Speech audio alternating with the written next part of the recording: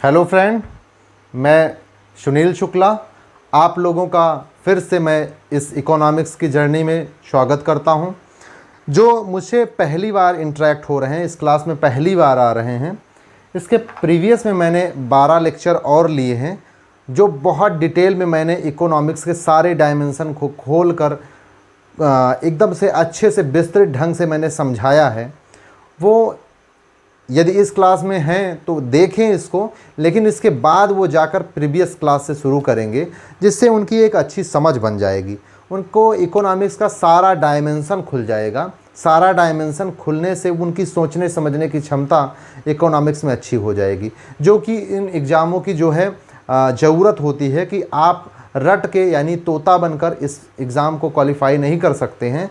ये ज़रूरी है कि आप इस एग्ज़ाम में अच्छे ढंग से कम्पीट करने के लिए आपका एक मजबूत समझ सब्जेक्ट के ऊपर होना ज़रूरी है। मैंने आप लोगों को इसके प्रीवियस क्लास में बताया था कि मैं अब सिलेबस शुरू करूंगा। तो सिलेबस शुरू करने का जो ये टाइम आया है, इसके प्रीवियस में 12 लेक्चर मैंने लिए हैं जो कि अति महत्वपूर्ण हैं। उधर जाके आपको देखना ज़रूरी है। जो नए लोग हमसे आज जुड़ रहे हैं, जो पुराने लोग कर रहे हैं वो कंटिन्यू करते रहें, और यदि नए हैं तो आपको समझ में आएगा। चूँकि मैं थोड़ा सा बेसिक ज़रूर लेता हूँ, पिछले क्लास का अगले क्लास से कनेक्ट करता हूँ, आपको समझ में आएगी सारी बात, लेकिन प्रीवियस क्लास आप ज़रूर जाके देखेंगे। मैंने आपको बताया था कि किसी भी देश की तरक्की के लिए ये ज़रूरी है कि उस देश में उत्पादन हो। आप देख रहे होंगे कि जितने बड़े बड़े राष्ट्र हैं, ये यदि आगे बढ़े हैं, चाइना यदि बहुत तेज़ी से आगे बढ़ रहा है, अमेरिका इतने आगे बढ़ गया है, यूरोपियन कंट्री इतने आगे बढ़ गए हैं, तो सिर्फ एक तरीका है इन्होंने अपनाया, उत्पादन का। उत्पादन से आय का सृजन होता है, राष्ट्र की इनकम बढ़ती है, उससे प्रति व्यक्ति आय बढ़ती है, प्रति व्यक्ति आय बढ़ने से लोगों का जीवन स्तर अच्छा होता है। जीवन स्तर अच्छा होगा तो उनकी बचत अच्छी होगी, बचत होगी तो वो बैंक में ले जाकर जमा करेंगे, तो वही किसी के लिए निवेश होगा। निवेश से फिर पूंजी निर्माण की दर बढ़ती है। पूंजी निर्माण की जब दर बढ़ेगी तो उत्पादन करने की क्षमता बढ़ती है। उत्पादन करने की क्षमता बढ़ती है तो उत्पादन बढ़ता है। तो सारी समस्याओं का जड़ जो है वो उत्पादन के द्वारा ही ख़त्म कर दिया जाता है। सारी समस्याएं ख़त्म हो जाती हैं वो उत्पादन पे आके। बाकी आपको मैं बहुत डिटेल में इन सारी चीज़ों के बारे में मैंने बताया है प्रीवियस क्लास में। तो मैं आप लोगों को बता रहा था कि निवेश मॉडल और उदारीकरण, ये 2 चैप्टर हैं। उदारीकरण ये मेंस के 2 चैप्टर हैं। कभी इससे एक क्वेश्चन पूछ लेता है मेंस में, कभी इससे एक क्वेश्चन, और कभी दोनों को मिलाकर एक क्वेश्चन पूछता है। तो मैं एक एक को ना उठाकर दोनों चैप्टर को एक साथ में चाहता हूं कि पढ़ा जाए, जिससे कनेक्ट रह के हम लोग काम करेंगे। दोनों एक्चुअली चैप्टर एक दूसरे से इंटरकनेक्टेड हैं। तो मैं आपको शुरू करता हूं, धीरे धीरे आपको मैं रिदम में लाना शुरू करूंगा। देखिए, निवेश जो है, निवेश करने के 2 तरीके हैं। अपने देश की स्थिति आपको मैंने प्रीवियस क्लास में बहुत अच्छे से बताई है कि क्या स्थिति रही है 1947 से लेकर अब जो है, तो उसमें क्या क्या स्थिति रही। तो अब आप ये जान लें कि उत्पादन के लिए जो सर्वमान्य मान्यता है, सारे देश ये मानते हैं अगर किसी देश को उत्पादन बढ़ाना है तो उसे निवेश बढ़ाना चाहिए, और निवेश इंफ्रास्ट्रक्चर में, आधारभूत संरचना में। अब हम काम वही कर रहे हैं। अब हम आपको सिलेबस की तरफ धीरे धीरे लेके चलते हैं। निवेश, हमारे पास जो हमारा राष्ट्र है, इसके पास क्या ऑप्शन, किसी देश के पास क्या ऑप्शन होते हैं निवेश को बढ़ाने का। यदि उसके पास घरेलू पूंजी है तो वो यूज कर सकता है, घरेलू पूंजी, और दूसरा जो है विदेशी पूंजी। तो हम चूंकि ताज़ा वही आज़ाद हुए थे, तो हम विदेशियों के चक्कर में 200 साल अपना नष्ट किए थे। तब जो है हम विदेशी चीज़ों से बहुत नफ़रत करने लगे थे। तो हम जो है पहले प्रयास करते हैं कि हमारे पास क्या कोई घरेलू पूंजी है। मज़े की बात यह है कि ये अंग्रेज़ इतने बुद्धिजीवी थे, इतने विजनरी थे, ये जब तक आपके देश में रहते थे तब तक आपका राजनीतिक आर्थिक शोषण करते थे। जब आपके देश से ये चले जाते थे तो ये घरेलू पूंजी आप यूज ना कर पाएँ, इसलिए ये बैंकिंग सिस्टम यानी बैंक और कंपनी इस दो चीज़ों पे ये काम नहीं होने देते थे। बैंक सिस्टम आपका मजबूत नहीं होने देते और कंपनी मजबूत नहीं होने देते। इससे क्या होता था कि जैसे आपके ये दोनों तंत्र, ये दोनों मशीनें अगर अच्छे से काम नहीं कर पाएंगी तो आप घरेलू पूंजी अगर आपके देश में हो भी तो आप यूज नहीं कर पाएंगे। तब आप क्या करेंगे, आप विदेशी पूंजी का मांग करना शुरू करेंगे। विदेशी पूंजी कहाँ से? जिन देशों ने आपको पहले गुलाम बनाया था, आपकी मजबूरी होगी कि आप फिर से उन्हीं देशों के पास जाएं। तो वो ऐसे जब तक रहते थे शोषण करते थे, जब चले जाते थे तब इनडायरेक्ट रूप से शोषण करते थे। एक्चुअल में अभी तक कुछ भी नहीं बदला है, बस शोषण का तरीका बदल गया है।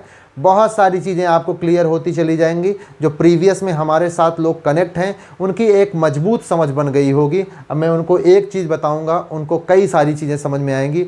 मैं ये चाहूँगा कि आप जो है मेरे प्रीवियस क्लास में ज़रूर जाके देखें अगर आपको इकोनॉमिक्स की समझ बनानी है तो। एग्ज़ाम जो स्टूडेंट हैं जो एग्ज़ाम के प्रिपरेशन कर रहे हैं वो तो ज़रूर देखें, लेकिन जो इकोनॉमिक्स की समझ चाहते हैं, एक तर्क शक्ति चाहते हैं, जो कूप मंडूप या फिर इस तरह के एक गलत परसेप्शन उनके दिमाग में बना हुआ है, अगर उससे आगे बढ़कर कुछ एक तार्किक सोच रखना चाहते हैं और सही विचार समाज के सामने रखना चाहते हैं तो वो हमें 2-3 महीने का टाइम दें और मेरे साथ प्रीवियस क्लास से कनेक्ट होकर यहाँ सारी क्लासें 2-3 महीने में मैं ख़त्म कर दूँगा। वो जो 2-3 महीने का टाइम हमें देंगे उसमें उनके लिए बहुत क्रांतिकारी परिवर्तन उनको देखने को मिलेगा। मैं अगर साधारण आदमी भी है तो मेरी भाषा और मैं इकोनॉमिक्स जो पढ़ाने का मेरा तरीका है वो उससे वो काफ़ी कंफर्टेबल हो जाएंगे। तो ये कंपनी और बैंक को ये विकसित नहीं होने देते थे। अब मैं ये सारी चीज़ें मैं बता रखा हूँ ऑलरेडी। अब विदेशी पूंजी क्या था? एक तो तरीका था कि हम विदेशों से जाके ऋण लेते और दूसरा तरीका था एफडीआई, ठीक है, फॉरेन डायरेक्ट इन्वेस्टमेंट, यानी कि हम अपने देश के गेट खोल देते, जो वहाँ की कंपनियाँ हैं फिर हमारे देश में आके काम करने लगती। एक बार हमने नहीं रोक पाए थे तो ईस्ट इंडिया कंपनी हमारे देश आई थी और जो है पूरे पहले राजनीतिक शोषण की, फिर आर्थिक शोषण करके गई। तो उसी कंपनी को हम फिर से नहीं लाना चाहते थे, इसलिए हम लोगों ने ऋण की पॉलिसी अपनाई। जब हम ऐसी स्थिति में आ गए कि हम अब ऋण से काम नहीं चल सकता था, तब हम लोग एफडीआई की तरफ आए। अब हम आपको बताते हैं किस तरह से हम सिलेबस को आगे बढ़ाएंगे। हम पहले बैंक जो है एक अलग चैप्टर है उसका पीटी का, तो मैं इसको डिटेल में पढ़ाऊँगा लेकिन आगे क्रम में। मैं पहले आज शुरू करता हूँ कंपनी से, फिर मैं कंपनी से जाऊंगा शेयर मार्केट, ठीक है, शेयर मार्केट। उसके बाद मैं चला जाऊंगा एफडीआई में, उसके बाद मैं चला जाऊंगा एफपीआई, फॉरेन पोर्टफोलियो इन्वेस्टर। फिर उसके बाद हम चले जाएंगे क्यूएफआई में, फिर चले जाएंगे एफआईआई में। फिर उसके बाद हम बताएंगे वर्ल्ड इकॉनमी का एप्लीकेशन। वर्ल्ड इकॉनमी का जब एप्लीकेशन पढ़ेंगे तो आपकी इतनी अच्छी समझ हो जाएगी कि आप शेयर मार्केट में निवेश करने की स्थिति में आ जाएंगे। हालांकि जब मेरा ये सिलेबस कंप्लीट होगा तो मैं शेयर मार्केट का कम से कम 10-15-20 क्लासेस में और लूँगा ऐसे लेक्चर, जिससे आप शेयर मार्केट में निवेश करने का एक अच्छा तरीका जान पाएंगे। लेकिन ये ज़रूरी है कि शेयर मार्केट में जाने से पूर्व यह आपका इकोनॉमिक्स का अच्छा समझ हो। इकोनॉमिक्स की अच्छी समझ होने के बाद ये शेयर मार्केट आपके लिए निवेश होता है, अदरवाइज ये सट्टा होता है। तो आप सट्टा लगाना चाहते हैं कि निवेश करना चाहते हैं, ये आप समझ सकते हैं। फिर मैं वर्ल्ड इकॉनमी का एप्लीकेशन बताऊंगा, एप्लीकेशन पोर्शन बताऊंगा, ठीक है। फिर उसके बाद मैं आऊँगा निवेश मॉडल। मैंने अभी आपको सबसे पहले लिखा था कि निवेश मॉडल और उदारीकरण, ये दोनों चीज़ मैं साथ में लेके चलूँगा। तो यही सारी चीज़ें धीरे धीरे आ रही हैं, लेकिन इसका सीक्वेंस है, उसी सीक्वेंस में आपके अंदर मैं डिलीवर करूँगा, तब आप जो है अच्छे से कंफर्टेबल होकर समझ पाएंगे। तो हम चलते हैं कंपनी के कॉन्सेप्ट पर। अब हम लोग चलते हैं कंपनी। ये कंपनी का कॉन्सेप्ट क्या है, कैसे लोगों के विचार में आया कि कंपनी से हम लोग कैसे निवेश कर सकते हैं या तरक्की कर सकते हैं, ग्रोथ कर सकते हैं। देखिए, एकता में बल होता है। जैसे हम अकेले, मान लीजिए हम एक काम करना चाहते हैं, एक कोई ऐसा काम है जिसमें 10 लाख की पूंजी लगनी है, मेरे अकेले के पास 1 लाख रुपया है, लेकिन मेरे ऐसे 10 फ्रेंड और हों जिनके पास 1-1 लाख रुपया हो, तो हम 10 लोग मिलकर उस काम को कर सकते हैं। उस काम से जो प्रॉफिट होगा हम 10 लोग में बट जाएगा। तो ये एक तरीका तो ये है कि हम अकेले करें, लेकिन अकेले आपके पास क्षमता होगी तब करेंगे। यदि आपके पास क्षमता नहीं है तो हम ग्रुप बना के काम कर लें। तो ये कंपनी का कॉन्सेप्ट जो है यहीं से आया कि एकता में बल होती है।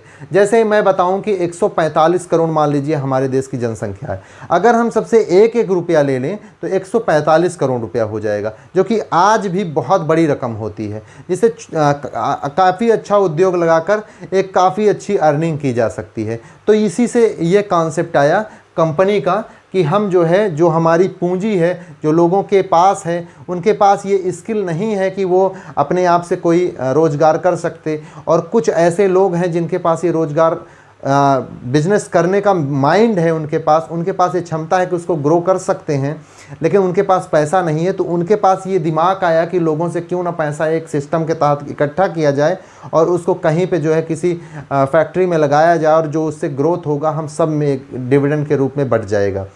अब आप समझें, कंपनी जो होती है 2 होती है, ठीक है। एक कंपनी होती है घरेलू, या जिसको कह सकते हैं देसी कंपनी, अपने देश की स्वदेशी कंपनी, ठीक है, जो भी अपना कर लो, घरेलू कंपनी या स्वदेशी कंपनी। एक होती है विदेशी कंपनी। अब इसमें क्या फ़र्क है स्वदेशी कंपनी और विदेशी कंपनी में? अब आप समझें कि जो स्वदेशी लिख लीजिए, घरेलू, देसी, कुछ भी लिखना, जो सब बातें एक ही हैं, बस कहने का अलग तरीका। जो 1956 के अधिनियम के तहत जो है उसका रजिस्ट्रेशन, या अब नया आ गया है 2013, ये भारतीय अधिनियम 1956 और 2013 कंपनी एक्ट जो है उसके तहत रजिस्टर्ड होती है, तो वो भारतीय कंपनी होती है। और विदेशी कंपनी विदेशी एक्ट के तहत जो है होती है, विदेश में इसका रजिस्ट्रेशन होता है, तो वो जो है विदेशी कंपनी होती है। अब हम भारतीय कंपनी को लेकर ही चर्चा करेंगे। ये थोड़ा सा कभी कभी कन्फ्यूज़न होता है, मैं इस चीज़ को इसलिए बता दिया हूँ। देखें, ये कंपनी का मान लेते हैं कि ROC, रजिस्ट्रार ऑफ कंपनी जो होता है, रजिस्ट्रार ऑफ कंपनी का ऑफिस जो होता है, उसमें 1956/2013 के अधिनियम के तहत जो है रजिस्ट्रेशन होता है। मान लीजिए कि रजिस्ट्रेशन हो गया कोई कंपनी का, ये XYZ कंपनी कोई हम लोगों ने स्थापित की, एग्जाम्पल लीजिए, ये XYZ कंपनी हमने रजिस्टर्ड की। इसका कॉन्सेप्ट ये है कि जैसे मान लीजिए एक ग्रुप है, ये ग्रुप है, ठीक है, इसमें ये जो होते हैं ये मैनेजमेंट देखते हैं, मैनेजमेंट, ठीक है। इसी में जो इसके चीफ होते हैं वो MD होते हैं या CEO होते हैं, सब अलग अलग कंपनी में अलग अलग उनका एक अलग नाम होता है, ऐसे ही। तो ये एक ऐसे लोग हैं जिनके पास स्किल तो है, लेकिन पैसा इकट्ठा करने के लिए, मार्केट से पैसा इकट्ठा करने के लिए इन्होंने क्या किया, एक कंपनी की स्थापना की, XYZ की। ये 1956/2013 के का कंपनी एक्ट जो है उसके अंतर्गत ROC में इन्होंने जो है रजिस्ट्रेशन करा लिया। उसके बाद एक जो है कंपनी बन गई। ये कंपनी जो होती है ये एक्चुअली में एक व्यक्ति की तरह काम करती है, और इसको काम करने के लिए, चूँकि ये तो आर्टिफिशियल है, तो इसको काम करने के लिए कुछ लोगों की ज़रूरत होती है। वो लोग और कोई नहीं, यही जो मैनेजमेंट के टीम के लोग होते हैं यही होते हैं। ये कंपनी जो है इसको काम कराने के लिए ये इनको रखती है, क्योंकि ये भी एक आदमी की तरह ट्रीट करने लगती है, तो उसको चूँकि ये आदमी तो है नहीं, आर्टिफिशियल है, तो इसको काम करने के लिए ये मैनेजमेंट की टीम रहती है, और टीम को ये कंपनी जो है पे करती है क्या, सैलरी, ठीक है, सैलरी पे करती है। तो ये एज ए कर्मचारी जो है इस कंपनी के लिए काम करते हैं, एम्प्लॉय होते हैं इस कंपनी के मालिक नहीं होते हैं। आप ये समझें कि एक कंपनी है जिसका रजिस्ट्रेशन इन एक्टों के तहत हुआ, तो ये चूँकि एक कंपनी है, आर्टिफिशियल है, ये कोई आदमी तो है नहीं, ये कानूनी रूप से एक आदमी माना जाता है। ये एक व्यक्ति जो अब काम करना है इसको, तो कोई इसको काम करने के लिए होना चाहिए। तो वो जो होने वाले लोग हैं वो मैनेजमेंट की टीम होती है, वो इस कंपनी के एम्प्लॉय होते हैं, ये कंपनी इनको रखती है। आप समझें आप कि ये जो है कर्मचारी होते हैं इस कंपनी के, इनको इसके बदले में सैलरी मिलती है, ठीक है। अब क्या होता है, ये कंपनी अपने शेयर को जारी करती है, पैसा इकट्ठा करने के लिए मार्केट में जो है ये शेयर जारी करती है। शेयर जारी करती है।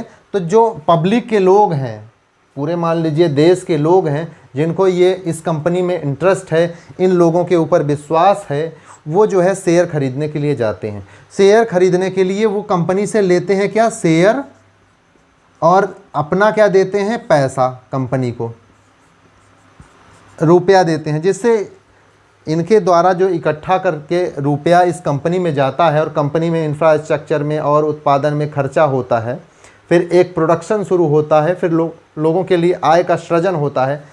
तो होता क्या है कि जैसे जब इसमें उत्पादन शुरू हुआ, ठीक है, तो उसमें एक अमाउंट जो होता है, चूँकि इनको सैलरी देना पड़ेगा, ये जो लोग काम करने वाले हैं इनको एक सैलरी चली जाती है। दूसरा काम ये है कि जो शेयर होल्डर हैं, शेयर होल्डर को एक डिविडेंड मिल जाता है, ठीक है, एक प्रॉफिट मिल जाता है, और भारत सरकार को एक टैक्स चला जाता है, ठीक है, और कुछ जो पैसा रहता है यही लोग सब डिसाइड करते हैं किसको कितना डिविडेंड मिलेगा। टैक्स तो फिक्स है, प्रॉफिट का टैक्स देना पड़ेगा, लेकिन डिविडेंड इनके अकॉर्डिंग रहता है, ये तय करते हैं कि कितना किसको डिविडेंड दे दिया जाए। या फिर ये कंपनी के ग्रोथ के लिए चले जाते हैं, कंपनी के ग्रोथ के लिए मान लीजिए और फैक्ट्री का विस्तार करना है तो उसमें ये खर्चा कर लेते हैं। यदि मान लीजिए इन्होंने कर्जा ले रखा है, डिवेंचर, उसके बारे में आगे बताऊंगा, तो डिवेंचर का एक अमाउंट ये पे कर देते हैं। कुल मिलाकर आप ये समझें एक बार में फिर से कि कंपनी की स्थापना हो जाती है इस एक्ट के तहत, 1956/2013 कंपनी अधिनियम के तहत। उसके बाद ये कंपनी एक लीगल ह्यूमन की तरह बिहेव करती है, लेकिन ये चूँकि आर्टिफिशियल है, ये अपने आप से काम नहीं कर सकती है, इसको काम करने के लिए एक टीम की ज़रूरत है जो मैनेज करती है इस कंपनी का, तो उसे मैनेजमेंट की टीम कहते हैं। इसका जो चीफ होता है एमडी या सीईओ या और उसको नाम दे सकते हैं, तो वो एज ए कर्मचारी काम करता है, उसके एवरेज में उसको सैलरी मिलती है, ठीक है। ये कंपनी के मालिक नहीं होते हैं। मालिक कौन होते हैं, ये जो शेयर इनका खरीदे हैं, जिनका पैसा वहाँ पे लगा है, ये मालिक होते हैं कंपनी के। जैसे मैं आपसे एक एग्जांपल पूछूं कि आप मुझे बताएं कि रिलायंस कंपनी का जो है मालिक कौन है, तो आपके दिमाग में तुरंत से मुकेश अंबानी आ जाएगा, लेकिन ऐसा नहीं है। रिलायंस का जो मालिक है वो आम पब्लिक है। वो चूँकि एक पब्लिक सेक्टर की कंपनी है, तो जो जिनके पास उसका शेयर है, एक भी शेयर है, तो वो उस कंपनी का मालिक है। उसी तरह से जो ये शेयर होल्डर हैं वो एक्चुअल मालिक होते हैं, ये मालिक नहीं हैं, ये उसके एम्प्लॉई हैं। मालिक ये होते हैं जो उसके शेयर होल्डर होते हैं, ठीक है। अब ये आप देख रहे होंगे कि ये जो शेयर में पैसा लगा रहे हैं, एक एग्जाम्पल मैं और बताता हूँ। जैसे हम और आप, ना हमको कोई जानता है ना आपको, हो सकता है जानते हो, लेकिन मान के चलते हैं कि आपको भी कोई नहीं जानता है। हम और आप मान लीजिए इस कंपनी की स्थापना करें और हम लोग जाके शेयर ऑफ़र करें, तो क्या कोई लेगा? एक भी शेयर कोई शेयर मार्केट से ख़रीदेगा? कोई नहीं खरीदेगा। हमारा आपका कोई शेयर नहीं खरीदेगा और हमको एक भी पैसा इकट्ठा नहीं होगा। जो हम और आप करेंगे वही हो सकता है और नहीं होगा। तो इस जो कंपनी को अस्तित्व में लाने वाले लोग हैं वो प्रमोटर होते हैं।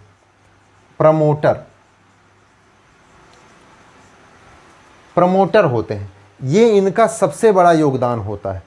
ये क्या करते हैं कि कंपनी को अस्तित्व में लाते हैं। अस्तित्व में जब आ जाती है तब कंपनी का अपना वर्चस्व हो जाता है, अपना काम हो जाता है। लेकिन इनका बहुत बड़ा योगदान है। कैसे कि आप देखें कि हम और आप कंपनी खोलें, बहुत सारी ऐसी कंपनियां होंगी जिनका लाखों की संख्या में होंगी जिनका कोई शेयर नहीं खरीदना पसंद करेगा। लेकिन टाटा ग्रुप अभी कोई कंपनी ला के खोले और उसमें शेयर ऑफ़र करे तो लंबी कतार लग जाती है। तो वही चीज़ है, वो प्रमोटर हैं। जैसे टाटा ग्रुप क्या है? प्रमोटर है। टाटा अगर अभी कोई काम शुरू करे तो उसमें जो है सारे लोग शेयर खरीदने वाले लोग पहुंच जाएंगे। लेकिन अभी हम और आप कोई काम करना शुरू करें तो उसके शेयर को कोई खरीदने नहीं पहुंचेगा, क्योंकि इसलिए कि उसमें जो है प्रमोटर का बहुत बड़ा योगदान होता है। उसका एक फेस वैल्यू होना चाहिए, नाम होना चाहिए, उसकी इमेज होनी चाहिए कि वो एक अच्छा काम करके हम लोगों का जो पैसा है वो डूबेगा नहीं, बल्कि एक अच्छा डिविडेंड मिलेगा, तब लोग आपका शेयर खरीदेंगे। ऐसे नहीं है कि आपने कंपनी रजिस्ट्रेशन कर दिया, शेयर ऑफर कर दिया, लोग शेयर खरीद लेंगे, हम भी 10, 20, 50 करोड़ रुपए कर दें, कोई आपका शेयर एक पैसा खरीदने ही नहीं आएगा। आपका कंपनी वैसे कागजी कंपनी बन के रह जाएगी। ये ज़रूरी है कि आपके प्रमोटर जो कंपनी को अस्तित्व में लाते हैं उनका होना बहुत ज़रूरी है। जैसे टाटा ग्रुप है, वो उसके पास इसमें 40 कंपनियां से ज़्यादा होंगी जिसका वो प्रमोटर है। और होता ये है कि टाटा नाम है, जैसे जूते में बाटा और लोहे में टाटा, ऐसे हमारे यहाँ लोकोक्तियाँ फैली हुई हैं। इतना लोगों को विश्वास है टाटा जैसी बड़ी बड़ी कंपनियों पर। ये जब कंपनियाँ लेके आती हैं, अपना शेयर जारी करती हैं, तो हाथों हाथ बिक जाता है, बहुत मल्टीप्लाइड टाइम उसका जो है सब्सक्रिप्शन चला जाता है। तो यानी कहने का मतलब डिमांड बहुत ज़्यादा बढ़ जाती है उसकी, ठीक है। लेकिन हम लोग करेंगे तो वो चीज़ नहीं। तो इसका मतलब ये हुआ कि प्रमोटर का बहुत बड़ा योगदान होता है कंपनी को अस्तित्व में लाने के लिए। कंपनी जो है 2 टाइप की होती है। एक जो है public sector company, public sector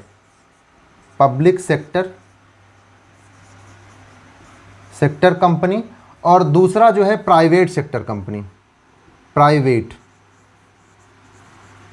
sector की जो है कंपनियां।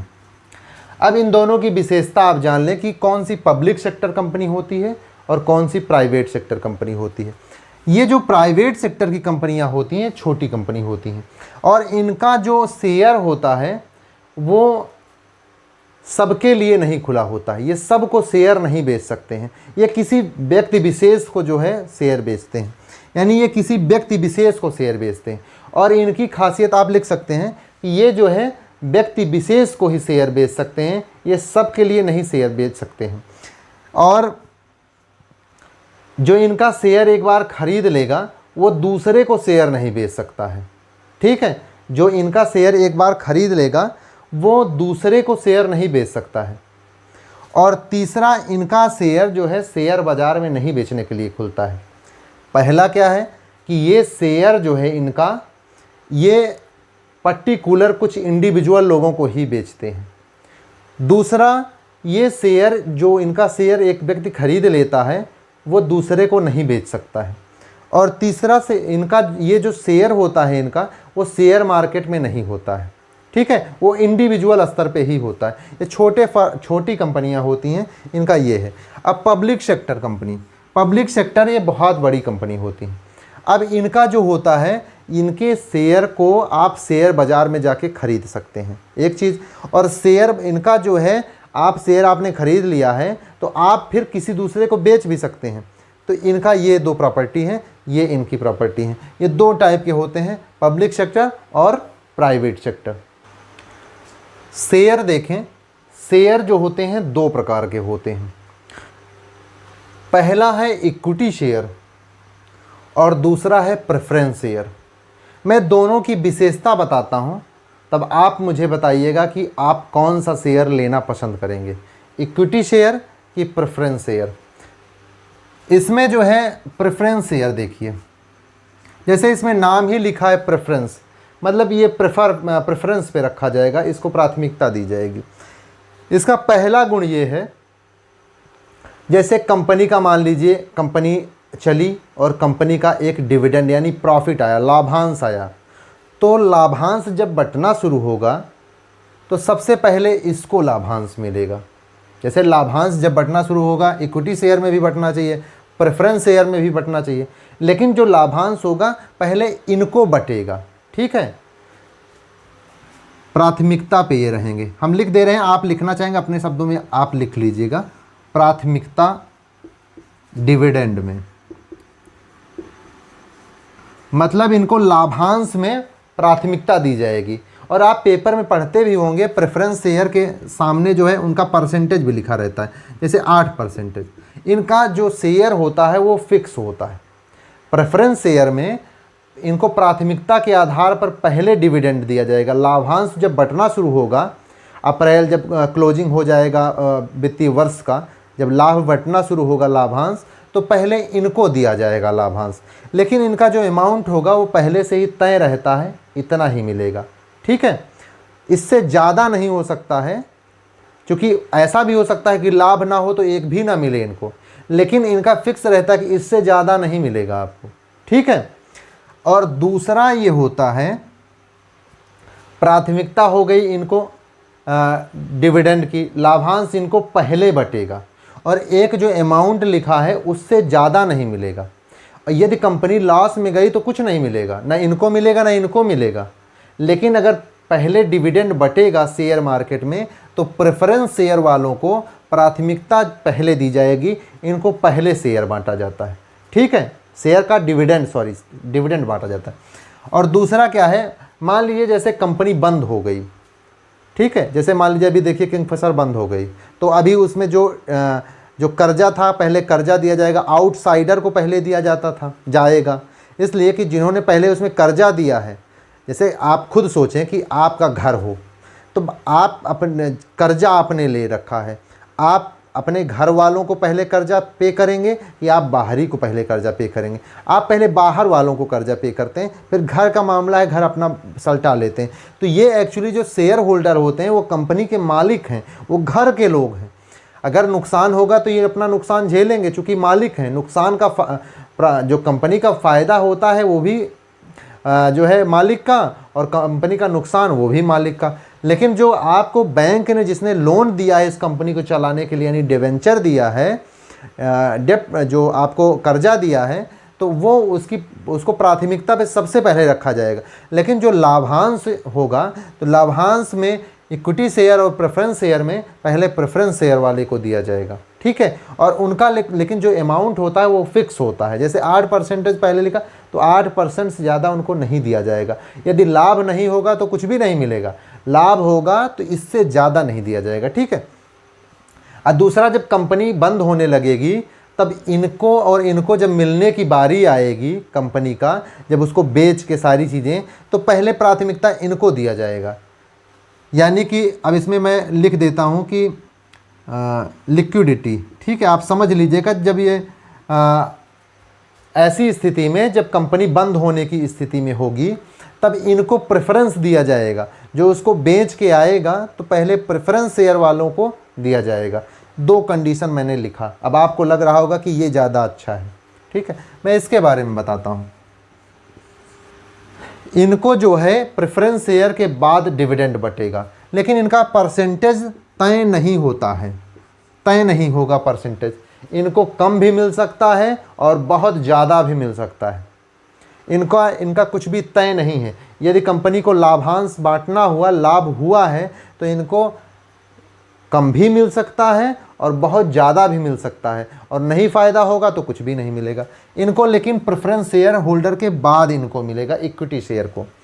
और दूसरा, जब कंपनी बंद होने लगेगी तो जो बचा कुचा रहेगा पहले प्रेफरेंस शेयर को दे दिया जाएगा, उसके बाद फिर इनका नंबर लगेगा। ठीक है, इक्विटी शेयर वालों का। अब तीसरा आप समझिए, ये लास्ट इनका नंबर। ठीक है, इसमें लास्ट लिख ले रहा हूँ, इसमें हम पहले लिख दे रहा हूँ इन दोनों के कंपैरिजन में। अब तीसरा जो है ये है, इक्विटी शेयर को साल में एक बार, प्रत्येक वर्ष में कंपनी के द्वारा एक बैठक बुलाई जाती है, जितने इसके शेयर होल्डर हैं। तो उस टाइम जितने भी शेयर होल्डर हैं वो जाते हैं, लेकिन इनको नहीं बुलाया जाता है, प्रेफरेंस शेयर होल्डर को नहीं बुलाया जाता है, क्योंकि इनको वोटिंग राइट नहीं है। वोटिंग राइट इनको नहीं है, और इनको वोटिंग राइट है। ठीक है, अब आपको समझ में आया होगा कि कौन ज़्यादा महत्वपूर्ण है, कौन एक्चुअल में जो है कंपनी के मालिक होते हैं। कंपनी के एक्चुअल मालिक यही होते हैं, इक्विटी शेयर होल्डर। इनका फ़ायदा बहुत ज़्यादा भी हो सकता है, जीरो भी हो सकता है। इनको जब कंपनी बंद होने लगेगी तो लास्ट में सारी चीज़ें मिलेंगी। इनका वोटिंग राइट होता है, इनको सारी चीज़ों में प्राथमिकता दी जाएगी, लेकिन इनका वोटिंग राइट नहीं होता है। आप लोग एक चीज़ और सुनते होंगे कि पीएससी और पीएसयू क्या होता है। मैं इस दो चीज़ों को बताता हूँ, कुछ चीज़ें आपको बता देते हैं, जब इसके एप्लीकेशन पोर्शन पे चलेंगे तो काफ़ी आप लोगों को अच्छा लगेगा। देखिए, मैंने एक कंपनी की स्थापना आप लोगों के लिए की थी, XYZ कंपनी, ठीक है। ये पब्लिक सेक्टर की मान लीजिए कोई कंपनी थी। अब इसके 51% शेयर को यदि भारत सरकार खरीद ले, ठीक है, भारत सरकार यदि इसको खरीद ले, यानी कि 51% शेयर को यदि भारत सरकार खरीद ले, तो ऐसी कंपनी को क्या, कौन सी कंपनी कहेंगे? सरकारी कंपनी कहेंगे। तो इसको हम कहते हैं PSE, public sector enterprises. Public sector enterprises यानी कि जब हम कंपनी का 51% जब जैसे शेयर हम खरीद लें, और वो जो कंपनी फिर 51% शेयर लेने के बाद जो है, जो बनती है वो PSE होती है। एक्चुअल में हमारा इस कंपनी से ताल्लुक़ नहीं है। ये जो PSE है ये 1956/2013 कंपनी अधिनियम के तहत इसकी स्थापना होती है, ठीक है। 1956/2013 कंपनी अधिनियम के तहत स्थापना होती है, और इसमें 51% जो शेयर होता है वो भारत सरकार का होता है। तो इसको जो है कहते हैं PSE, पब्लिक सेक्टर इंटरप्राइजेज। और दूसरा आपने सुना होगा PSU, पब्लिक सेक्टर अंडरटेकिंग। ये क्या होता है? इसकी स्थापना कंपनी अधिनियम के तहत नहीं होती है, ये लोकसभा में विशेष अधिनियम के तहत इसकी स्थापना होती है। PSU की स्थापना जो है ये कंपनी अधिनियम के तहत नहीं होती है 1956-2013, ये बल्कि लोकसभा के विशेष अधिनियम के द्वारा इसकी स्थापना की जाती है, तब हम इसको PSU कहते हैं, ठीक है, पब्लिक सेक्टर अंडरटेकिंग। अब हम आपको एक नई चीज़ और बताते हैं, होल्डिंग कंपनी और subsidiary company. Holding and subsidiary company क्या होती है? जैसे आप समझिएगा, ये पहला केस मैं ले रहा हूँ, केस 1, ठीक है। इसमें कोई कंपनी है, कंपनी मान लीजिए इसका नाम A है, कंपनी A, और दूसरा है कंपनी B, कंपनी B। अब क्या करें कि कंपनी A जो है एक बड़ी कंपनी है, ठीक है, ये हो सकता है कोई लॉस में चल रही हो कंपनी। जैसे आपने देखा होगा, देखिए एग्जाम्पल एकदम इसका नहीं है, जैसे आपने देखा होगा कि बहुत सारी ऐसी कंपनियां होती हैं कि जो एक कंपनी दूसरे कंपनी के शेयर खरीद लेती हैं, और शेयर इतना खरीद लिया जाए कि 51% अगर शेयर खरीद लिया जाए। जैसे इस केस को मैं समझाता हूँ। जैसे ये कंपनी है, ठीक है, और ये कंपनी मान लीजिए कोई लॉस में चल रही है, ये अपना शेयर कुछ बेचना चाहती है, इसने जो है इसका 51% शेयर खरीद लिया। कंपनी A ने कंपनी B का 51% शेयर खरीद लिया। तो इसका मतलब क्या हुआ कि इसका पूरा मैनेजमेंट अब A के अंदर आ गया, कि A की इच्छा से ही अब ये कंपनी B चलेगी। इसका मतलब क्या हुआ कि कंपनी A होल्डिंग कंपनी है किसकी? कंपनी B की। मतलब कंपनी A जो है इस केस में होल्डिंग कंपनी है किसकी? कंपनी B की। या फिर ये कह सकते हैं कि कंपनी B सब्सिडरी कंपनी है A की। समझ गए? कंपनी A जो है होल्डिंग कंपनी है किस कंपनी की? कंपनी B की। और कंपनी B जो है सब्सिडरी कंपनी है कंपनी A की। अब आप समझ गए कि होल्डिंग क्या होता है, सब्सिडरी क्या होता है। एक केस मैं और लेता हूँ। ये कॉन्सेप्ट अभी इंडिया में उतना पॉपुलर नहीं है, ये कॉन्सेप्ट जो है फॉरेन का है, लेकिन अब धीरे धीरे ये इंडिया में भी हो रहा है। चूँकि ये वैश्वीकरण का दौर है, तो यहाँ पे देश की सीमा अब जो है पूरे विश्व की सीमा हो गई है। केवल राजनीतिक सीमा ही अब मैटर नहीं, अब ये अगर आर्थिक सीमा देखा जाए तो अब कोई सीमाएं नहीं है। जब से वैश्वीकरण आ गया है, फ्लो मोमेंट है हर चीज़ का, ठीक है। तो अब ये केस 2 हम आपको बताते हैं। आपने ये केस 2 है होल्डिंग एंड सब्सिडरी कंपनी का ही। जैसे आप देखते होंगे कि A बराबर B है, A बराबर B है, और दूसरा केस B बराबर C ले लें। जैसे A B के बराबर है और B C के बराबर है, तो क्या हम कह सकते हैं कि A बराबर B, A बराबर C? बिल्कुल सही बात है। भाई ए बराबर बी है और बी बराबर सी है, ए बराबर हम सी कह सकते हैं ना। ये चीज़ समझ में आ गई होगी आपको, ठीक है। तो इसी तरह से जैसे आप ये समझे कि ए यदि बड़ा है बी से, ए यदि बड़ा है बी से और बी बड़ा है सी से, तो क्या हम ये कह सकते हैं कि ए जो है सी से बड़ा होगा? एकदम सही बात है भाई। ए बराबर है बी के, तो हम, और दूसरा है बी बराबर सी के, तो ए बराबर सी हो जाएगा, एकदम सही। दूसरा ए यदि बड़ा है बी से और बी बड़ा है सी से, यानी कि बी से भी छोटा सी है, तो बी से तो ऑलरेडी ए बड़ा था, तो ए जो है सी से भी बड़ा होगा, तो ए ग्रेटर देन सी होगा, ठीक है। ये चीज़ समझ में आ गया। तो मैं अब कंपनी वाला कॉन्सेप्ट आपको बताता हूँ, क्योंकि ये थोड़ा सा मैथमेटिक था, ये आप समझ लें।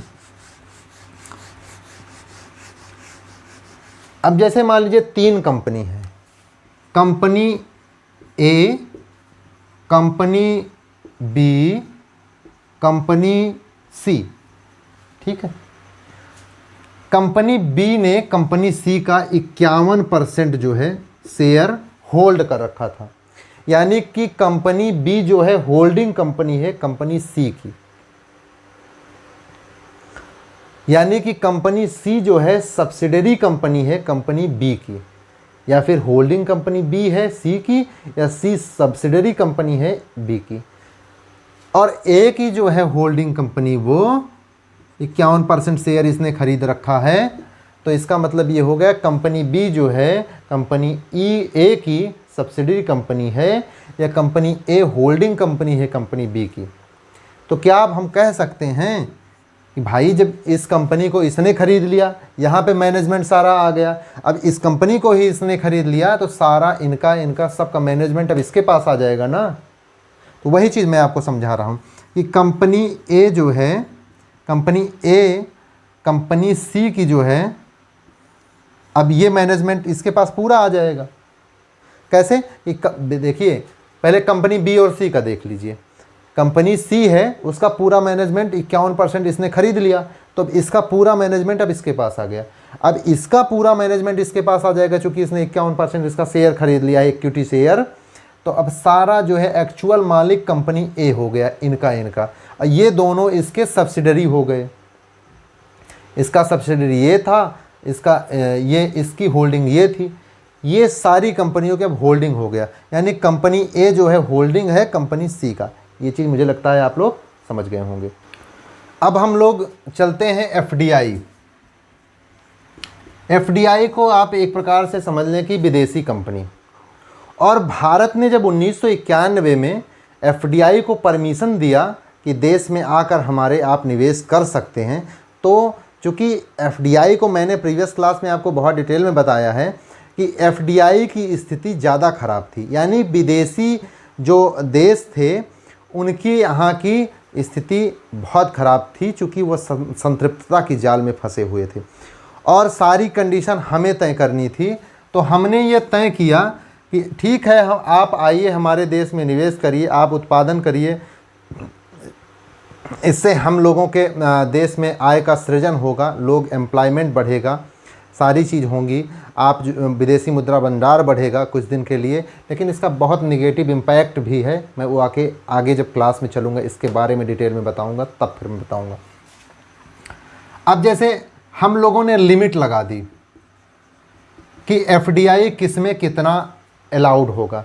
जैसे अगर इनको हम फुल फ्लेजेड एकदम से मौका दे देते एक साथ में, तो हमारे जो उद्योग थे, जो छोटी छोटी कंपनियां विकसित हो रही थी उस टाइम, ठीक है हो गई थी थोड़ा बड़ा, लेकिन वो इनके टक्कर में कहीं नहीं आ पाती। तो हमको ये ज़रूरत समझ में आई कि क्यों ना हम ये करें कि इनके साथ ये कंडीशन लगा दें कि ये लोग जब आएँ तो अकेले बिजनेस ना करें, हमारी कंपनियों को साथ में लेकर बिजनेस करें, जिससे हमारी कंपनियां भी ग्रो करें इनके साथ साथ। तो हमने ये लिमिट लगाया, एक जो है लिमिट मैंने तय किया 26%, एक लिमिट। दूसरा मैंने तय किया 49% और तीसरा 51%। चौथा जो है 74%, तीसरा 100%। ठीक है, अब आप मुझे बताएं कि एफडीआई जो आ रहे हैं ये कौन सा इसमें पसंद करेंगे। आप ये जान लीजिए कि चूंकि ये दोनों अगर लेते हैं 26% 49%, तो ये ज़रूर शेयर के मालिक रहेंगे 49% 26% के, लेकिन इनका उसमें वर्चस्व नहीं रहेगा कंपनी में। सारा मैनेजमेंट जो देश की कंपनी के साथ ही मिलकर काम करेंगे उन्हीं का वर्चस्व रहेगा। ठीक है, तो इनके लिए चूँकि अब सर्वाइवल की दिक्कत थी, तो इनको मरता क्या ना करता वही स्थिति थी, तो इन्होंने कुछ भी करने को तैयार हो गए, ये इसी पे काम करना शुरू कर दिए। लेकिन इनके जो प्रेफरेंस थी ये इन शेयरों में चाहते थे कम से कम 51% हो इनका। लेकिन सरकार ने लिमिट लगा रखी थी कि कुछ चीज़ों में इनका इतना ही परसेंटेज रहेगा। जैसे मोटर व्हीकल में इनको 51% दिया था। ठीक है, बैंकिंग में आज भी इनको जो है 20% दे रखे हैं। तो बहुत सारी चीज़ें हैं, उसकी लिमिट है, वो आप देख भी सकते हैं सारी चीज़ों का। ठीक है, ये ऐसी लिमिट लगा दी गई थी इनके ऊपर। आप देखते होंगे कि जैसे आप देखें हीरो के साथ आपको होंडा मिलेगा। होंडा जो है विदेशी कंपनी है, लेकिन हीरो को साथ में लेके चलने के लिए मजबूर थे। इनका 51% था और इनका 49% था। चूँकि उस टाइम इनको 51% का शेयर दिया गया था, हालांकि मैनेजमेंट इनके पास रहता था। लेकिन अब चूँकि हमारी पॉलिसी यही थी, हमारी लिमिटेशन ये थी कि हम लोगों ने इनके ऊपर लिमिट लगा के रखा था, तो ये चीज़ ठीक है। बाद में हालांकि इस समय उनका जो है 100% कर दिया गया है, तो आप देख रहे हैं कि होंडा अलग हो गए, हीरो अलग हो गए। तो ये चीज़ें हैं, अगर इनको हम पहले से ही छूट दे दिए होते तो ये इनको लेके ही नहीं चलते, ये अपने आप में इंडिविजुअल बिजनेस करने लगते। ये इनकी टेक्नोलॉजी इतनी ऊपर है कि हम लोग कहीं इनसे नहीं टिकते। ठीक है, तो एफडीआई का ये चीज़ रहा। हालांकि इसके बारे में बहुत डिटेल में सारी चीज़ें चर्चा करूंगा। अब नई चीज़ें मैं बताता हूं इसको, चूँकि मैं बीच में पॉज इसलिए कर देता हूं कि ये मिटाने में और सारी चीज़ों में जो टाइम वेस्ट होता है वो मैं, चूँकि लिमिटेशन लोगों ने कहा है कि बहुत लंबा मेरा क्लासेस हो जाता है, तो मैं इसलिए उसको थोड़ा सा रोक के मैं इसको साफ कर लेता हूँ, तब फिर सारी चीज़ें करता हूँ। अब नया मैं आपको बताता हूँ, जैसे मैंने आपको बता दिया कि इक्विटी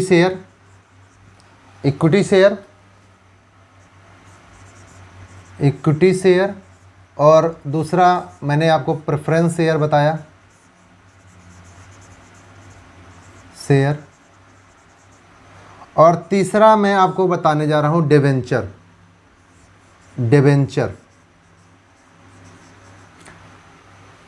टी रहता है इसमें, डिवेंचर, ये ऋण होता है। ठीक है, इसमें दो तरह के ऋण होते हैं। जो 1 साल की अवधि से ज़्यादा के होते हैं उनको दीर्घकालिक डिवेंचर यानी दीर्घकालिक ऋण पत्र कहते हैं, और जो 1 साल या 1 साल से कम के होते हैं उनको अल्पकालिक कहते हैं। लेकिन भारत की कंपनी में ज़्यादातर डिवेंचर जो है दीर्घकालिक ही होते हैं, 1 साल से ज़्यादा अवधि के होते हैं। अब आप सोच रहे होंगे कि डिवेंचर लेने का क्या औचित्य है। ये शेयर मार्केट के लोग, जब इनको शेयर मार्केट से ही इतना पैसा मिल जा रहा है तो ये डिवेंचर क्यों लेते हैं। डिवेंचर लेने की क्या ज़रूरत पड़ रही है, जब शेयर ही इनको मिल जाए। अगर ये फिर से उसको जो है शेयर अलॉट करें, फिर से शेयर मिल जाएगा। अगर इनका ग्रो अच्छा है, इनका जो है डिविडेंड एक अच्छा ये दे रहे हैं तो। लेकिन आपको ये पता होना चाहिए कि जो इनके शेयर होल्डर, जो बड़ा शेयर होल्डर है 51% का, वो कभी नहीं चाहता है कि अब नया शेयर अलॉट किया जाए। वो ये चाहता है कि अब डिवेंचर ले लिया जाए, कर्जा ले लिया जाए। अगर जैसे मान लीजिए 1 लाख शेयर है, 100 शेयर मान लीजिए, इनका 51% इसके पास है। अब फिर कंपनी सोच रही है कि 100 शेयर अगर हम फिर से अलॉट कर दें तो ये तो आधे पे आ जाएंगे, इनका 26% शेयर हो जाएगा। तो ये कभी नहीं चाहेंगे कि 51%, चूँकि इनका सारा दबदबा है कंपनी में, कि ये 26% क्यों हो जाएं। तो इससे ये बचने के चक्कर में ये, चूँकि इनका जो मीटिंग होती है तो इनका वर्चस्व रहता है, तो ये डिवेंचर की बात करते हैं। तो मैनेजमेंट चूँकि इनके पीछे पीछे दुम घुमा के टहलता रहता है, इसलिए चूँकि 51% के शेयर होल्डर हैं तो इनका कहना मानना पड़ता है। और कहना मानने के लिए वो चाहते हैं कि डिवेंचर लो, कर्जा ले लो, कर्जे का एक हिस्सा चला जाएगा लेकिन मेरा मालिकाना हक बचा रहेगा, है कि नहीं। तो इसलिए जो है ये डिवेंचर लिया जाता है। डिवेंचर की जो प्रकृति होती है वो कर्जे जैसी होती है, और वो चाहे कंपनी लॉस में जाए चाहे प्रॉफिट में, इनको डिवेंचर जो लिए हैं इनको उनका पैसा देना पड़ेगा ब्याज के साथ में। पुराने लोग जो होते थे वो डिवेंचर में पसंद करते थे, यानी कि कर्जे की प्रकृति का देना, कि उनका पैसा सेफ होना चाहिए और एक लिमिट में पैसा आए, कछुए की तरह आए, लेकिन उनको ये चीज़ नहीं पसंद था कि मेरा सट्टे जैसा लगे। तो चूँकि शेयर मार्केट में कभी मिल भी सकता है बहुत ज़्यादा, कभी ना मिले, लेकिन डिवेंचर में एक फ़िक्स अमाउंट होता है, वो आपको मिलेगा ही मिलेगा। ठीक है, डिवेंचर आपको समझ में आ गया। ये सारी चीज़ें अभी बहुत डिटेल में हम एप्लीकेशन में चलेंगे तो आपको समझ में आएगी। अब इसके आगे मैं आपको कल बताऊंगा बॉन्ड के बारे में। चौथा है, ये 3 हो गया, चौथा बॉन्ड। बॉन्ड के बारे में मैं डिटेल में आपको समझाऊंगा कल से। मुझे उम्मीद है कि आप लोग काफ़ी कंफर्टेबल हो रहे होंगे। यदि मेरी मेहनत आप लोगों को अच्छी लग रही हो तो मेरा थोड़ा स्वास्थ्य भी कम सही था, लेकिन मैंने आप लोगों के लिए, चूँकि क्लास को मैं वैसा करना ठीक नहीं समझा और मैंने क्लास को प्रॉपर किया, तो थैंक यू। लेकिन आप मेरा सपोर्ट करें। आप लोगों ने काफ़ी सपोर्ट किया है, काफ़ी आप लोग मुझे देख रहे हैं, पसंद कर रहे हैं, लेकिन मुझे उम्मीद है कि आप लोग थोड़ा सा मुझे और सपोर्ट करें, जिससे मुझे एक मोटिवेशन मिले। और मुझे आप लाइक करें, शेयर करें लोगों के पास, और कमेंट करें यदि कोई क्वेश्चन है तो, या फिर कोई सुझाव हो तो मुझे आप कमेंट कर सकते हैं। मैं पढ़ूंगा, उसको पढ़ के आपको रिप्लाई करूंगा। यदि और किसी प्रकार की क्वेरी है आप मुझे कमेंट करें। ठीक है, थैंक यू वेरी मच।